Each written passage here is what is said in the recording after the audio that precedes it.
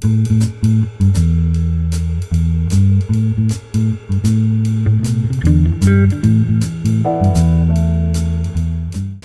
amigos de A Los San Luis, el día de hoy estamos con Gon Curiel, que nos va a platicar un poquito de cómo fue que comenzaste, porque yo imagino que eras un adolescente pensando voy a ser un comediante.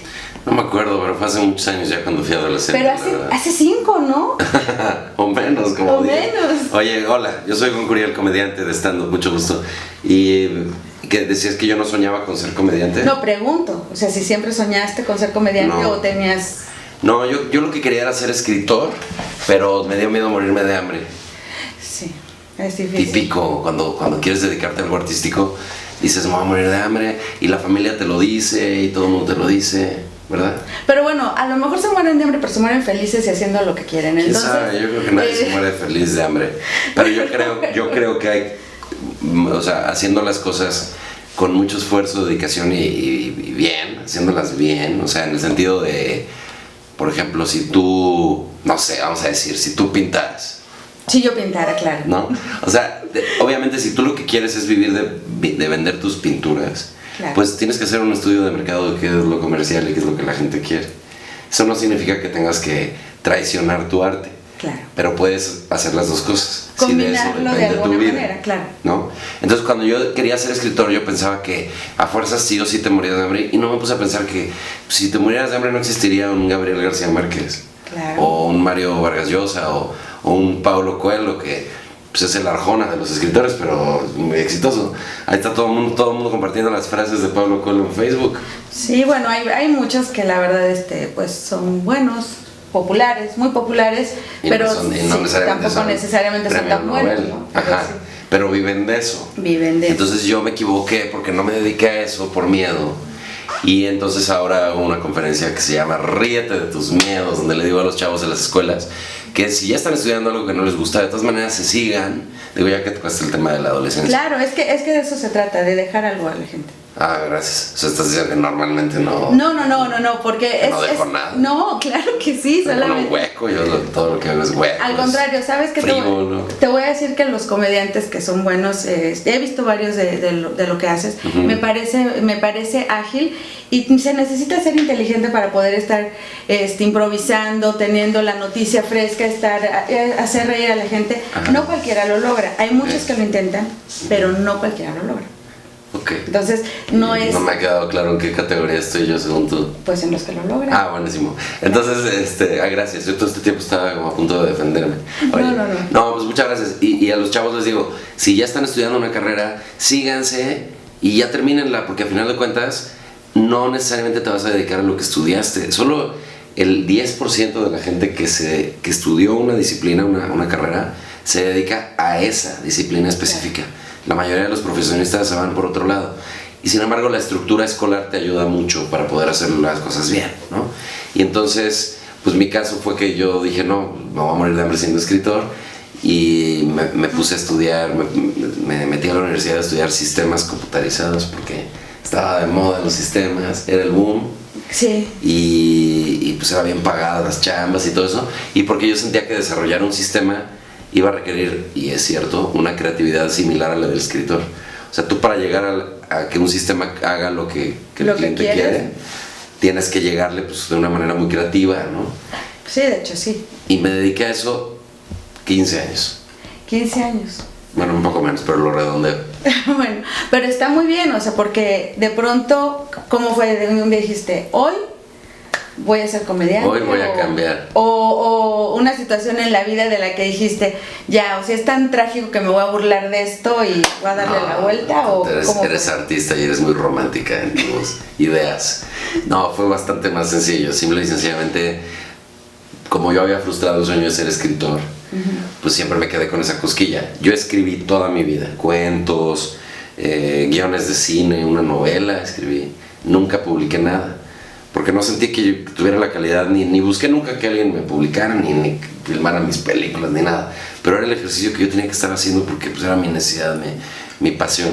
Claro. Y entonces, cuando surgieron las redes sociales, yo vi que las redes sociales daban mucha oportunidad de escribir cosas que a la gente le interesara.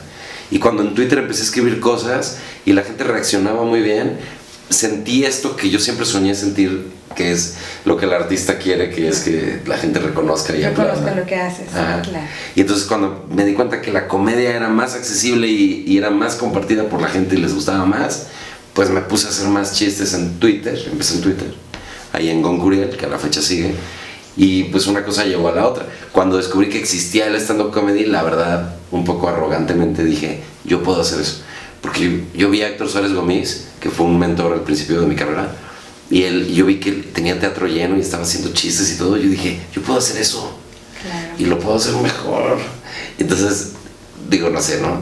Fans de Gómez, ¿no? No, buen cuate todo. Sí, muy inteligente también. Pues es un cuate que incursionó en el stand-up cuando no había. Entonces, él me apoyó mucho, yo hice mi show y efectivamente, pues es una cosa que requiere oratoria y técnica de guión que aprendí a escribir por medio de libros, etcétera, que es que una cosa llevó a la otra y ahora estamos aquí en San Luis Potosí. Es cierto, el rollo de sentir el amor de la gente por algo que tú creaste es de las cosas yo creo que no se viven normalmente, ¿no? El reconocimiento. No, el reconocimiento sí se vive normalmente, o sea, tú eres bueno en tu chamba y el jefe te dice felicidades, te da un bono. Eso es reconocimiento. Pero el rollo de que creas algo como artísticamente, que escribes, que pintas, que esculpes, que danzas, que lo que sea, y de repente la gente te aplaude y dice, wow, o sea, ¿te mereces un aplauso? Yo creo que, o sea, yo nunca en mi vida lo había sentido. Y no porque falta de aplausos, ¿eh? No. O sea, me había ido bien en mi trabajo y todo. Claro. Pero es como este rollo de que, wow, es un sueño, estoy creando y les está gustando. Entonces me hice adicto. Y encontré la manera de que fuera negocio, porque cuando yo me di cuenta que las empresas requieren muchos shows de esto y cuesta mucho trabajo. Y como yo soy muy godín, pues les gustó mi perfil y entonces empecé a adaptar mucho mis shows a lo que la empresa quiere y me empezó a ir muy bien con eso.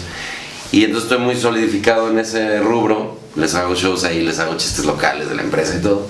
Pero ahora estoy tratando de crecer mi imagen pública porque de pronto me clavé mucho en el negocio empresarial y pues ya es momento que la gente me conozca más. Qué bueno que haces eso porque al final del día es algo que yo siempre trato de decirles a nuestros invitados y a toda la gente que conozco dentro del medio cultural, artístico y todo, es que si haces algo lo compartas. Porque si tú lo haces en tu casa para ti nada más realmente no sirve de mucho. Entonces hay que compartir, hay que exponer, hay que pararse enfrente y perder el miedo, hablar y hacerlo. Y te voy a decir que algo que te reconozco es eso.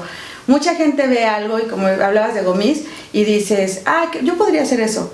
Y ahí se quedan, ¿no? O sea, hazlo, vayan, corran tras su sueño y háganlo porque decirlo no sirve de mucho. Hay que alcanzar nuestros sueños trabajando por ellos. Y además sufriendo un poco porque nunca te va a salir fácilmente. Yo fui a llorarle a Gómez después de unas cuantas presentaciones que no me funcionaban. Cuando yo fui a cuando acudí a Gómez al principio fue hace 7 años. Y después de unas presentaciones que no funcionaban fui a llorarle. Esto pasó la semana pasada.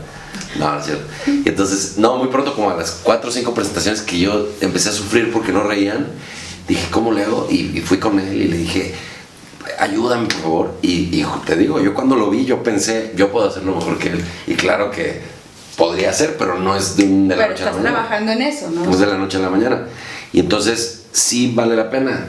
Y ser muy autocríticos. O sea, de pronto algo no te funciona y la gente te lo dice, no hay arrogancia que valga, ¿no? De que no, yo lo estoy haciendo bien, el mundo está equivocado, eso es un grave error.